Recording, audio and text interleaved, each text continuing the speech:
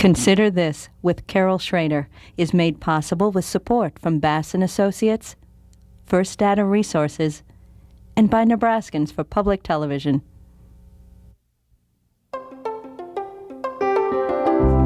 Consider This with Carol Schrader, a news and information program recorded on the campus of the University of Nebraska at Omaha. From the Fireside Lounge in the Milo Bale Student Center, here is your host, Carol Schrader. Hi, and welcome back to UNO. As you can imagine, a proposed arena convention center of the magnitude of $281 million on a big site between Eppley Airfield and downtown, well, that raises a lot of questions for some.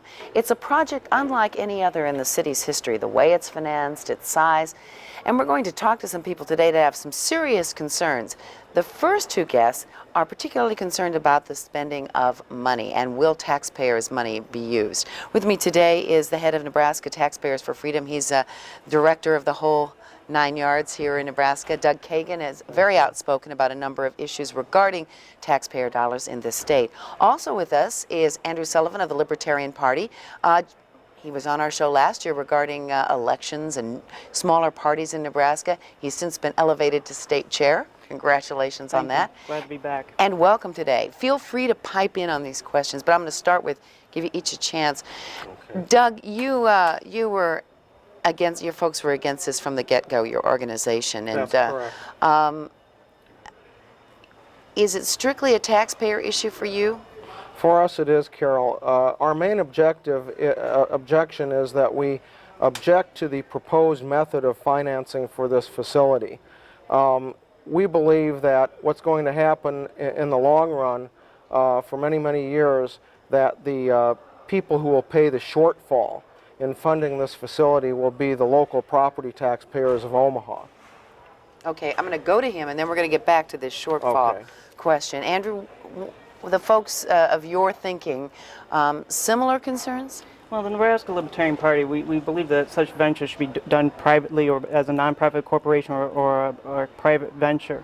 The circumstance that have come up with property taxes issues has to do with a bill like this that people that we are giving out as a flyer. 15% of this various property tax is bond issues. Of the portion the city collects, 40% of its bond issues. That's debt that we're paying for and not real services, and that's becoming more and more a serious concern. It's not just the issue of arena, it's the question of bonds. And bonds are like mortgages. I mean, you're paying on principal and then over the long term you're paying just another interest. Tax. And you see, our objection is that on May 9th people will have the opportunity to vote on the public financing for this complex, but they will not get the opportunity to vote on how to finance the facility. Well, in a sense, they will, because they can choose to go with a bond issue or not. Now, there's the other issue of the throwback sales tax financing from Lincoln, but you see, the city has never gone to a private corporation, never gone to a private consortium to see if private businessmen or private companies, including some wealthy private individuals from Omaha, would get together and amass the total funding. The issue becomes mission creep. Ooh, I like that word. Well, that's what happens. Explain it a little. That's how government operates. Government basically seeks either more power or more revenue, one or the other. I mean, people say this MECA board is not going to be a taxing authority. Well, when it's saddled with these other public facilities like the Rosenblatt Civic Auditorium and Orpheum Theater and the Convention Center, it's going to take on debt, and it's going to have to find some way to pay for it. And what it'll do is it'll turn around to the state legislature and ask for the tax authority and get it. It's starting with an $8 million shortfall. It's a projected project on the Convention Center is $2 million short each year, which is total on that is $18 million that MECA board is going to want to fill.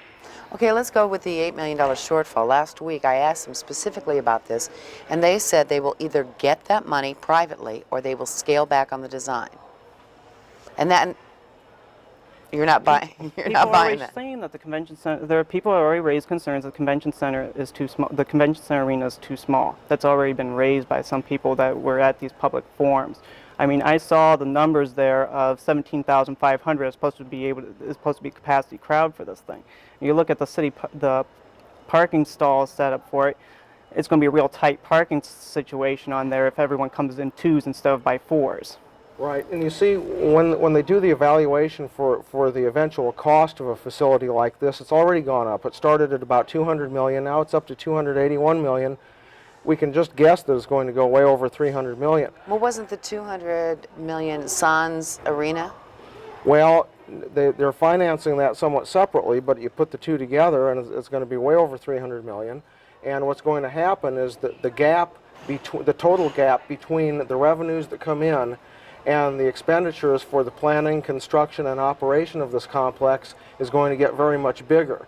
And what people have to understand is if there's a shortfall, the people who come in to use this facility from Sioux Falls and Lincoln and Council Bluffs won't have to pay the difference. It's just the homeowners and businesses of Omaha that will have to pay. Okay, let's keep building and then the shortfall in operation a little separate, because when we start combining numbers, people get confused of what numbers you're Okay. talking about. But just the building, you, as a libertarian, feel that it should be a totally private venture, and I'm sure that to some degree you feel, Doug, if we have one, why couldn't it be a private venture? What about those who would say, if you could get, it's going to lose money every year, and then you say, then why are we building it? Yeah. Those kinds of venues often lose money. The Orpheum Theater, Rosenblatt have, on and off, mostly on, lost money over the years. That's true. Studies all over the U.S. have shown that facilities of this kind and size of a metro area do lose money. So both proponents and opponents agree that it's not going to be a moneymaker, but the point we're making is that their projected revenues from things like shortfall or throwback financing and the sales tax revenue, they call it, there's multiplication effect factors of the increased income taxes and increased sales taxes that will go down to Lincoln and supposedly come back. Will pay so many millions of dollars, and they are grossly overestimating that revenue. Without private involvement in the arena convention center, it's more likely to fail. Miami had paid over $60 million for an arena, and it's now shut down, and they're paying $60 million. They're still paying off the bond issue for it. These type of things occur because when you get government involvement, people don't think of the long term or have the foresight to see the flaws in their own design. And that's the problem with this convention center and the arena center being built the way it is. And those things that have to be taken into consideration. And another part of that equation, Carol, is that the proponents say, well, with all the entertainment and the sports events we can get into this complex, it's going to have a very full occupancy rate. But if you look at what happened in the District of Columbia, they have a 98% occupancy rate for that facility all year long, and they still have a shortfall in revenue because their expenditures are still more than their revenues. Okay, let's just imagine for a minute that in order to sort of stay competitive as a metropolitan area, we need some sort of venue like this. Now, are you buying that one? I don't disagree with that, but the problem is you have to start with what Nebraska has, not with what it isn't. I mean, they're trying to make Omaha something that it isn't. We got to start with what we have. One reason Rosenblatt works and why it gives the city credibility and status is we got an exclusive right to the College World Series coming there. It comes there every year, and people can plan on it, they can predict on it, they know it's going to be there.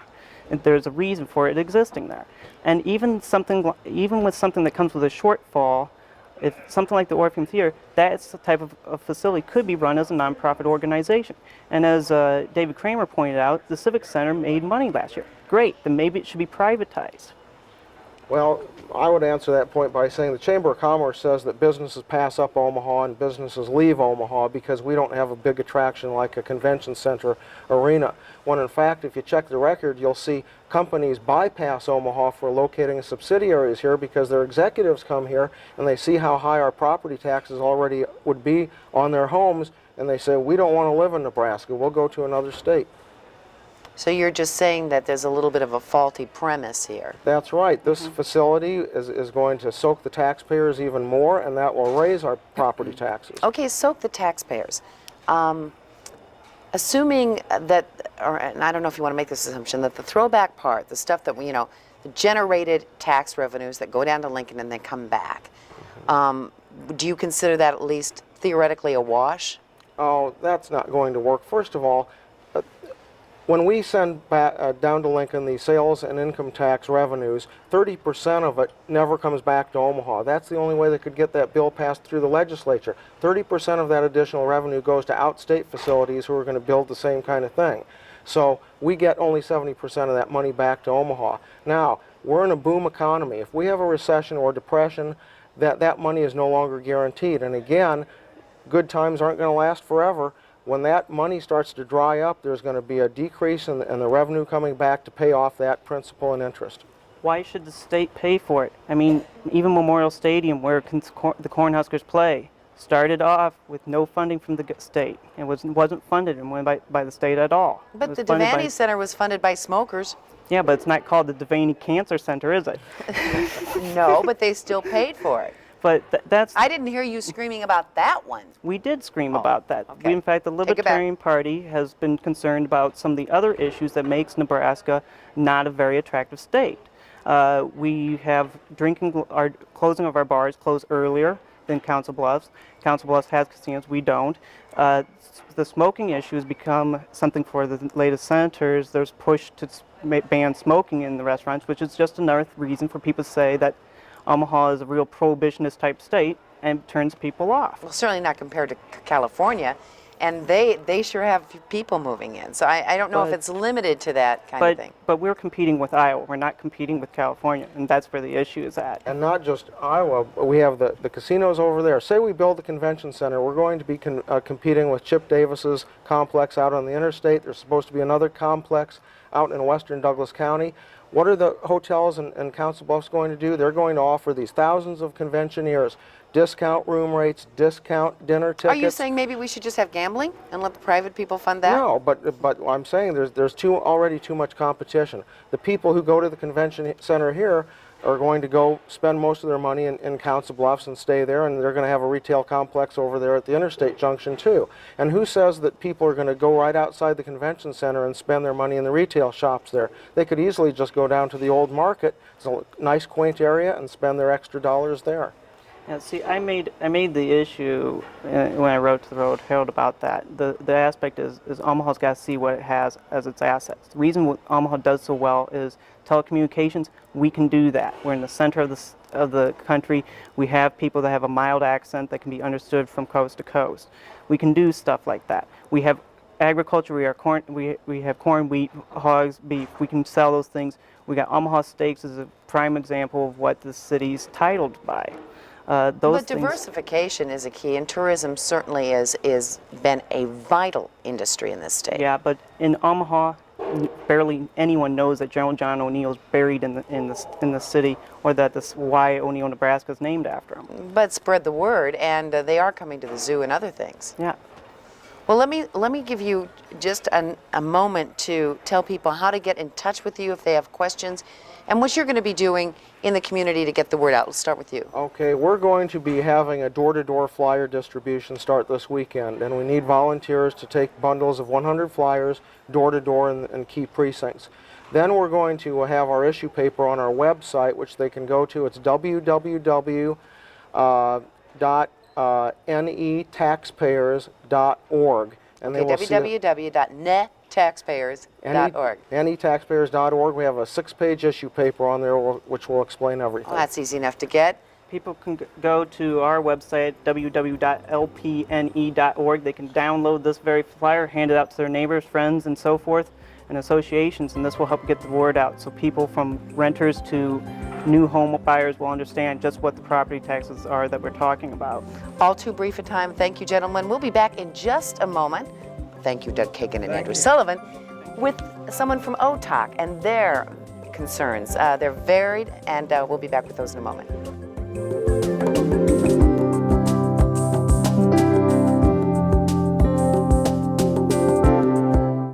Experience a unique evening of music and architecture as Anonymous 4 performs a special program at the newly restored St. Cecilia's Cathedral.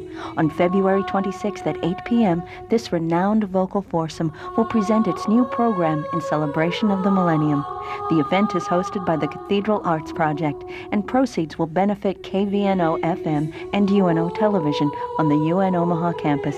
For information, call 554-2516.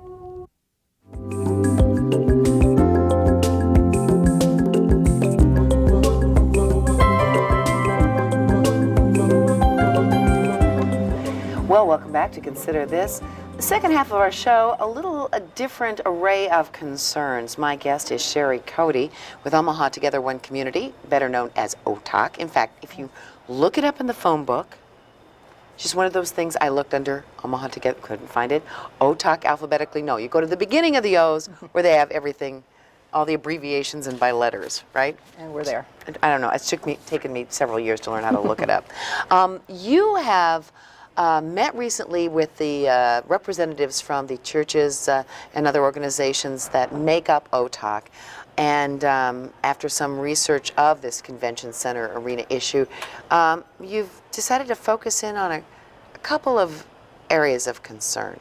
Is that right? That's right. We've been doing research on convention centers and arenas for about 3 years now, ever since talk first started in Omaha about having one, and so we've looked at all sides of it since the beginning. But right now we have like 3 concerns that we're focusing on the most. One revolves around environmental issues. One revolves around the financial issues and the studies on that. And the third issue is really centers on the feasibility study and how complete and accurate is that. And then I guess we really have a fourth concern, and that is a guarantee that there will be a benefit for North Omaha and South Omaha when we're all done with this, however it turns out. Yeah, the economically impacted areas of the community. Will those people see any boon if it does indeed happen? There are some, offers or promises, but they're not a guarantee, and we would like to see that up front before we take any position on this. Now, since you've sort of narrowed these focuses, I mean, the members got together, you've decided on, and I want to kind of get this out of the way so if people have to run off in the show, you've decided to invite some of the key players in this to your organization before they may make a final recommendation whether they're for or against it. And when is that's coming up in March? That's coming up on March 21st. It's at 7 o'clock in the evening. We still have to set the location for that, but if people want to call the OTOC office, which is 344-4401, they will be able to find out the location for that. Okay, now who have you invited? Well, we would like to have representatives from the city, representatives from MECA, representatives from the EPA, the Nebraska Department of Environmental Quality, so that the questions we have can be, have all the people in the room and let's get the questions answered. Well, I know that the proponents, or I should say the MECA board, that temporary authority that may become permanent with a May 9th vote, has said basically its forums are over, its information exposure and its answering questions is over. What if the mayor, what if those people don't come? I mean, they may not come. I'm sure we'll have our meeting anyway and, I mean, and talk about the issues. I mean, do you expect them to come? I mean, OTOC's been around for a while and has gathered information on a number of issues. I mean, I would say up to this point that we have met with representatives from MECA at different times, and they have been, very open to having those meetings as far as I can tell about that. Okay, and, well, I don't want to create the mayor called controversy the OTOC office, late last week and said he was willing to answer any questions we had before we had our Delegates Congress on Monday, so I would guess that offer still stands, and he would be willing to come on March 21st, or his other representatives from the city would be willing to come and answer those questions. Let's bore into these issues. Okay. The financial issue in terms of how the economic development that would come about, according to many. Your concern is that this sort of be spread around, primarily I in think, 2 parts of town. Right. Well, it's a combination of things. I think we have some concerns about the financial projections because the way they're laid out now, there's $8 million a year, every year, that's shifted from the city operating budget to pay for the convention center arena. Okay, explain that, because theoretically, the only tax dollars that would be used on the convention center would be the bond issue money, because that will be put on us as property tax, the other sales and income tax generated and thrown back, and then there might be a $2 million shortfall. Right. Well, I'm not saying there will be additional taxes. I'm just saying that there, in order to pay off the bonds and the other... In any way, shape, or form, there's forms. $8 million of taxpayer money. Right, that will be shifted from the current operating of the, budget to paying off I guess the that's bonds. that's what confuses It me, and I ha- don't want to belabor that. But if we don't pass a bond issue, then that money wouldn't go. I mean, it's coming Well, not from the general operating fund. Right. And- Well, but to pay, if we don't pass the bond issue, then the project won't happen. Right. And then that 8 million will stay in the city operating budget, paying for other things, You're like assuming- demolition of houses, Yeah, but you're library assuming expenses. that money, I guess this is the thing that and I don't want to be argumentative, but it's like saying, if they don't pay me to do this job, then I don't have that money. It's not like I can say, I'll automatically get it from somewhere else. That bond issue is defunct. That's a different, separate bond issue. And if we don't pass it, that money's not there. Well, if you we- kind of sound like we're going to have that money, and it's whether we spend it on the... Well, we Arena do have Convention the Center. money. I mean, the money is, we do have that money. It just means that it won't be shifted out of the operating budget to pay for the convention center arena. It will stay in there as it is now and pay for the services. Maybe it'll pay for extra library services or more demolition of houses, or because many of those things are cut. Money for community centers have been cut, money for library materials has been cut, money for demolition of houses has been cut, because the money has to come from somewhere, and if this project happens, it's going to come out of the city operating budget. If you're not going to raise taxes and you don't have the money coming from other sources, it has to come from the city operating budget. The city is responsible for paying back the bonds. Okay, I'm still a little unclear on that, but let's move to this site itself, which is a big concern for you. If this is the cleanup will be appropriate, and if this is the right use environmentally for that. In other words, can you dig down into the ground and whatnot? Right. I mean, we do have some concerns about that, and we would like to see the Environmental Protection Agency report published. Have they finished that report I completely? don't think it's finished in it. As I understand it from going to one of the MECA forums, they expect that it will be out within a month. So when that comes out, we just want straight answers on it. You know, and earlier in the month, the mayor said, you know, all substantial issues have been dealt with.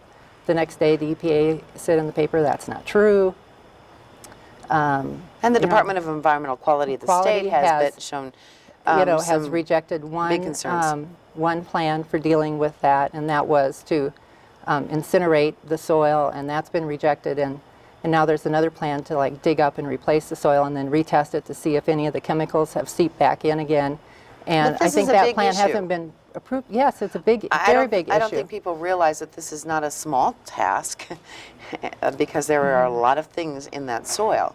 And that, and your concern is that if they vote for a bond issue or a mechanism to pass this thing and those things aren't settled, then there might be a problem afterwards, and it's just all going to say, well, so Right. what? And the NDEQ says, you know, that it's very risky to be doing the cleanup and the construction at the same time because there are gas plumes that are just on the water under the, you know, surface of the soil. Well, are you going to really So- push for some answers in a reasonable amount of time before the May 9th vote, or do you think somebody might be sandbagging those answers? We want answers on March 21st so that, you know, we have time. We will have a steering committee meeting in April, and that's when we'd like to make our decision on whether we're going to support or remain neutral or not support the project.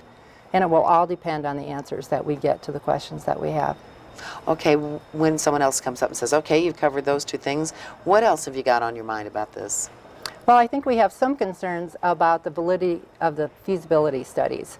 There's a researcher in Texas, Haywood Sanders, with the Pioneer Institute, and he's done really thorough research on feasibility studies and how they're not very reliable, partly because many of the big companies that do it use the same data over and over and over and over, and sometimes they even copy each other's studies word for word. And so part of it is that they're looking at data that's on a national level and not really relevant to the local level. Sometimes But how can you get that sorted out? And that's kind you of tough have to to get the have answer. public discourse. You have, you know, maybe KPMG has to be at the meeting too and explain how they got the numbers they got, because Who put right the now nobody nobody this can explain feasibility this. study Right.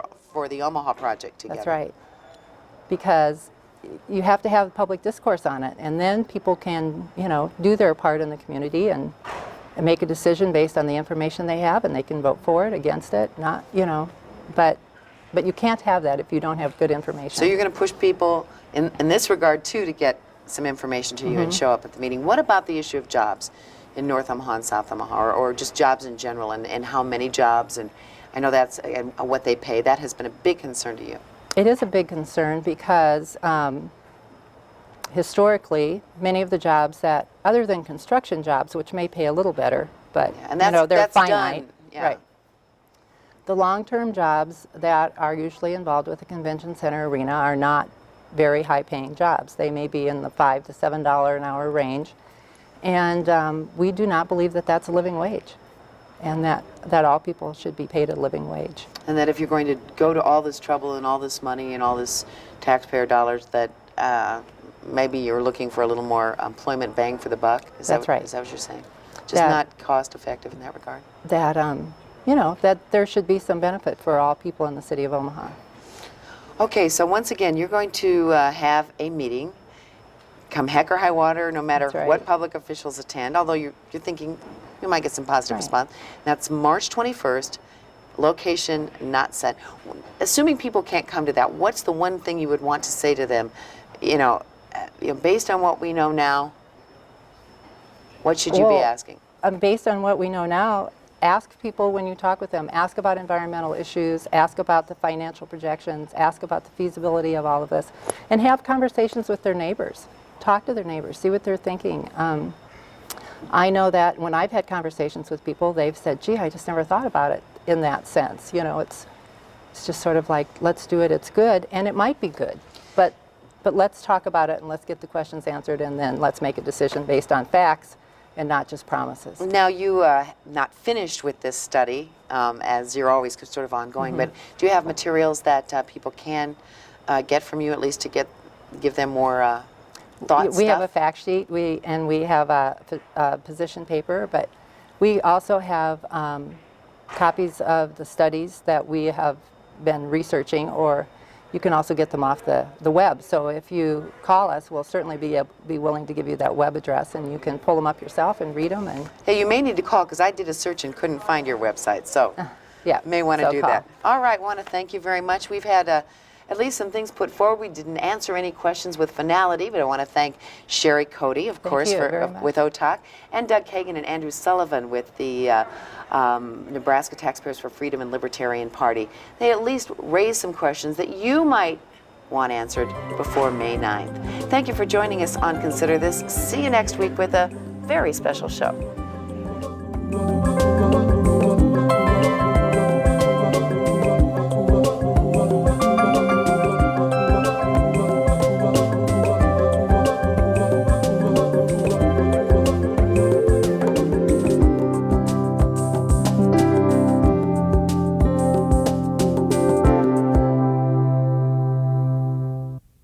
Consider This with Carol Schrader is made possible with support from Bass & Associates and First Data Resources.